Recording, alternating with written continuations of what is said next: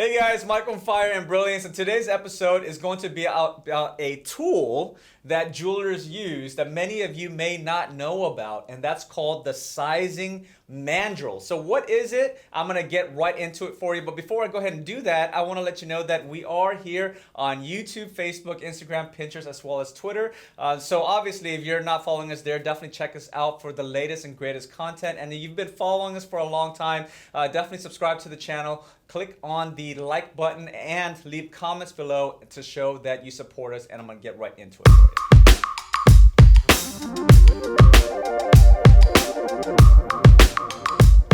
All right, so if you've never heard of the term mandrels, what are mandrels, right? So mandrels, when it comes to jewelry, basically there are a couple of types of mandrels. There are jewelry making mandrels, and there are also jewelry sizing mandrels. So what are mandrels?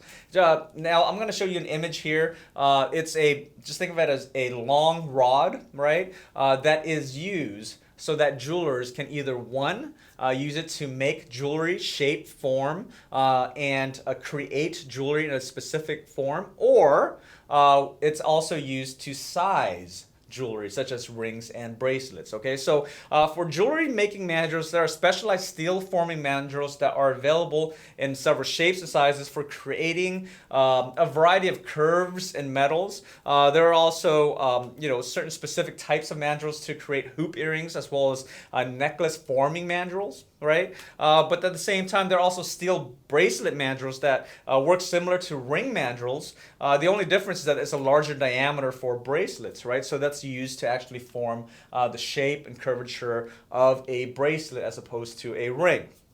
So those mandrels are used when jewelers try to shape, form, and create jewelry, right? So that's one type of mandrel. Now, the other type of mandrel is called a sizing mandrel. What most people actually use it for is for finger sizes, right? Because most people, when they purchase jewelry, a ring is a very common piece of jewelry to size jewelry. Now, what are finger sizing mandrels and why are they important, right? So a tool used to ensure, basically what it is it's a tool used to ensure the finger size accuracy of a ring. So professional jewelers use sizing mandrels to accurately size their customers' finger size or their ring, right? So how do people use it, and what do people do, and what are some issues with ring sizing mandrels? All right, so not all sizing mandrels are the same, right? So it's important that you know this, and the reason why I want to break it down for you is because if you go from one jeweler to the next, they may use a different mandrel. They may use a different brand. They may use a different type that uses a different material. They may use a different type of measurement if you're international versus in the US. The measurement may be different. The US, we use a scale that goes from 1 to 1, 2, 3, 4, 5, 6, and then there are other mandrels that measures in centimeters and millimeters. So it's just really different depending where you go.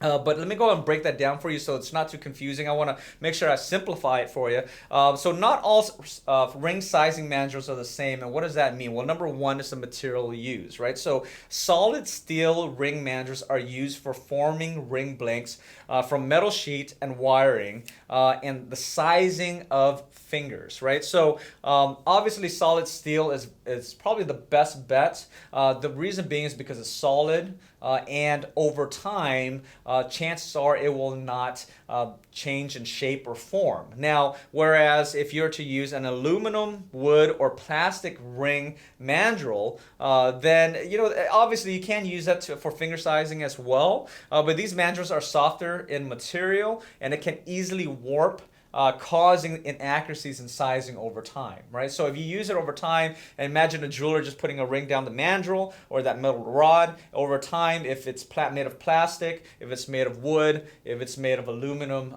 if the mandrel warps, then obviously the accuracy won't be obviously as accurate. So it's important that your jeweler or whoever you're working with uses a steel or a mandrel made of steel. Okay, so that's number one. And number two, the misuse and mishandling of mandrels. So what does that mean? So it is a very common practice for jewelers to use mandrels to hammer, shape, form, and size a ring, right? So it is not uncommon for a jeweler to do that. However, it is important that the jeweler that you work with uses multiple mandrels, one for just to measure the size and one to use to hammer, shape, and form the ring. Now, if the jeweler uses the same exact mandrel to hammer, shape, and form the ring and to use the size, if over time the normal wear and tear of using that mandrel to create jewelry may actually create inaccuracies in the actual sizing of the setting. So if the jeweler uses the same mandrel for both of the types of the type of work to measure as well as to work on the piece of jewelry, then that may cause some inaccuracies. So it's extremely important that when you do work with a jeweler that you ask them, if you want to make sure that your finger size is correct, are they using the same mandrel to work on jewelry as well as the same mandrel to size the ring? They should use two different ones, and that's actually a better way of doing things. Okay, so that's number two. And now number three, the other issue of sizing mandrels, where all sizing mandrels are not the same, is that there are inaccuracies from worldwide mandrels, right? So there are numerous manufacturers of ring mandrels around the world, and not all of them provide the same measurements. As I had mentioned earlier, again, if you're in the US, the measurements are different. It's in a number scale from 1, 2, 3, 4, 5, 6, 7, right? So for example, you may go into a jewelry store and they'll say that you are a finger size US 6.5. And whereas if you were to go to to get your finger size somewhere else in the world, and it may be measured in millimeters or centimeters or in a different number scale, depending which country it is. And therefore, when people, as many of you may know, and if you don't know, obviously here at Fire and Brilliance, I do run a jewelry business, and we get many people that actually send in their measurements internationally, and we have to convert it to the U.S. measurement. So make sure that your jeweler also knows that, as well as to how to convert the measurements from an international measurement to the U.S. measurement if you're working with a U.S. company. The reason why it's important is because if you're working with one jeweler, and you're going to confirm the measurement with a second jeweler, it may not be the same. And the reason why it may not be the same is because if you're working with an international jeweler, but at the same time you're confirming with a domestic jeweler, if they do not know how to convert the measurements, then that makes cause, number one, some inaccuracies. Number two, if one jeweler is using a wooden mandrel, the other jeweler is using a steel mandrel, that may also create some inaccuracies. And number three, if one jeweler is actually using the mandrel for both services in terms of creating jewelry and measuring the jewelry, whereas the other jeweler is using two types of mandrels, that may cause some conflict, right? So many times when a person that's taking a ring or a finger size or a measurement from one jeweler to the next, it may not add up, and there's a reason being. Most of the times it should add up, okay? So most of the times, most jewelers, if they know what they're doing, it should be the same. However, there are circumstances where it may not, there may be conflict because of some discrepancies in the way of their workflow, in the material of the mandrel, or in the actual inaccuracies of international conversions, right? So that said, that could cause some confusion on your end, especially if you're trying to figure out what is your finger size. So it's important that you work with a jeweler that knows how to do it according to the common principles of creating and measuring finger size. That said, so it's important that you actually understand, who you're working with and the whole works in terms of the mandrels, because the last thing you want to do is receive a piece of jewelry where you thought you had a finger size US 6.5 when you were really a US 6.25 or a US 6 or a US 5 or a US 3 or a US 8, right? So that's a huge sizing difference. It's as if you went into a store to purchase some shoes and you knew that you're a size 8, but then you ended up buying a size 10, not knowing your shoe size, and then once you receive it, it didn't fit, right? So it's the same with finger sizes.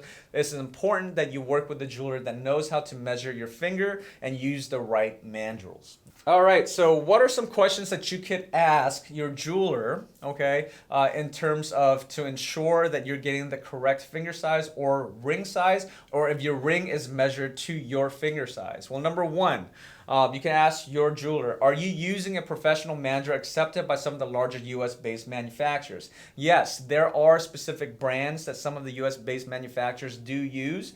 So make sure that you're working with a jeweler that actually use more of the professional tools, okay? There are different types of brands, but typically they all measure about the same. So make sure that you do work with a jeweler that works with some of the better tools, right? So number two, are your bench jewelers using a different mandrel to work on the ring versus measuring the size of the ring? So again, it's important that the bench jeweler does not use the same mandrel to size the ring as well as to measure the size of the ring.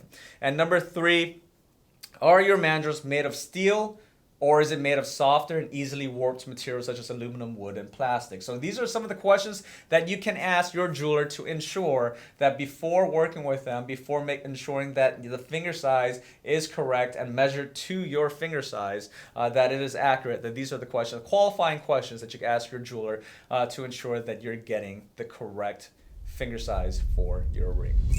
All right, guys, so I hope you guys learned something new there. If you didn't know what a sizing mandrel is, now you know, and now you know why it's important, how you use it, and why, and how the process of using it is important. Because if you want to get your sizing correct for your finger size and the ring size, then it's definitely important to work with a jeweler that knows what they're doing when it comes to the sizing mandrel. Okay, so that said, again, we are here on YouTube as well. We are on Facebook, Instagram, Pinterest, Twitter, as well as TikTok. So if you have been following us for a long time, definitely follow us there as well. Support us, and obviously subscribe to the channel. Click the like button and leave a comment below. Let us know what you want to learn, and we may make an episode just for you because we do that all the time. So thanks again. I'll see you again next time. Bye.